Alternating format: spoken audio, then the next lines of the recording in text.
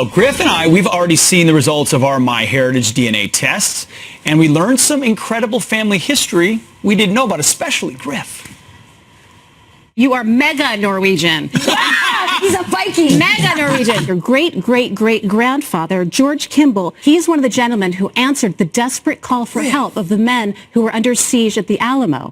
I mean, I remember that. That was awesome. It was awesome. And we had Jedediah take the test as well, and the results are in. Yvette Corporon is a collaborator for MyHeritage.com and the author of Something Beautiful Happened, and she has my results, which I have not seen or heard about yet, so I am waiting patiently, not so patiently. Drum roll, Yvette. What do you got? All right, well, guys, we have some, well, first of all, congratulations. Thank you very much. And your friends at MyHeritage wanted to dive into your family history as well, right? We know you have a new Fox family here.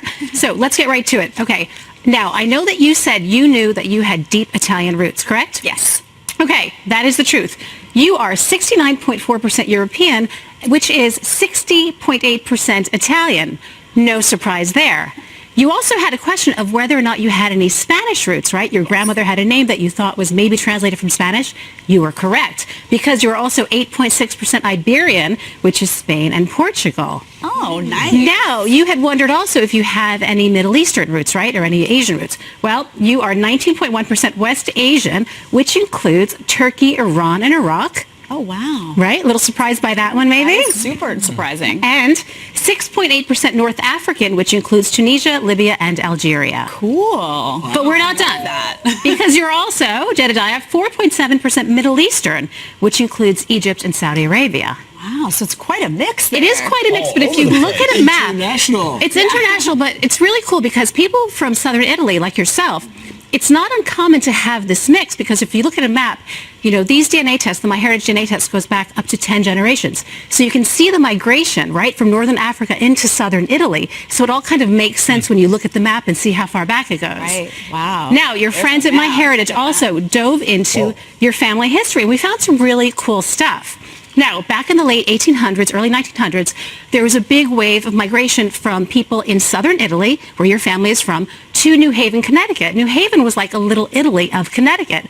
Among the men who worked there, who came over to New Haven, was your great-grandfather, Pascal Mazza. Now, Pascal worked for a company that's still around today. It's called the Sargent and Co., and it is a hardware company. They're actually still active today. Oh, wow. We found him in the 1910 census, where he was listed as working in this factory. That's the company right there. Wow. And then 10 years later, when he was there in 1910, he spoke no English, he wrote no English, and he did not read English. Just 7 years later, he enlisted for the World War I draft. We actually have his World War I draft registration document for you right here. And it says that he had blue eyes, black hair, and also that he was disabled. You can see there, it says he has a disability. He was blind in one eye. Oh, wow. Right? Okay. That's shocking. And they still sent him. And they still sent him. I mean, he worked in the factory, who knows? Workman's comp, who knows? Right? Okay. But we also have a really cool story for you. This one is kind of a complicated love story. Oh, so, I love that. Here we go. Right Your great-grandfather, Salvatore Rusito, was born in the island of Ponza in southern Italy. He came over in 1910, and he married your great-grandmother, Mary. Okay, now Mary was an American citizen. Her parents were born in Italy. She was born here.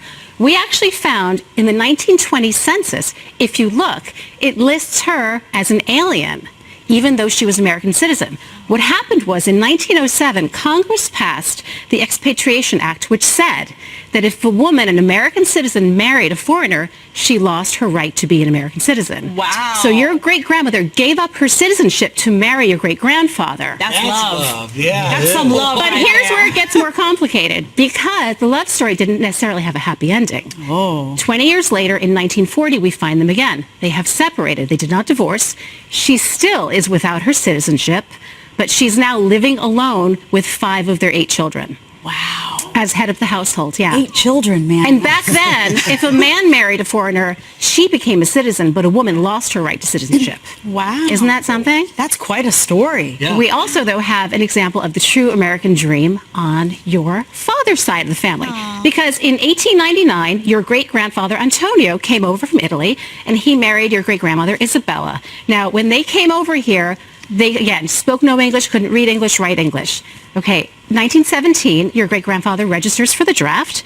I have his draft registration document as well. Okay, and then we find him again in the 1940 census.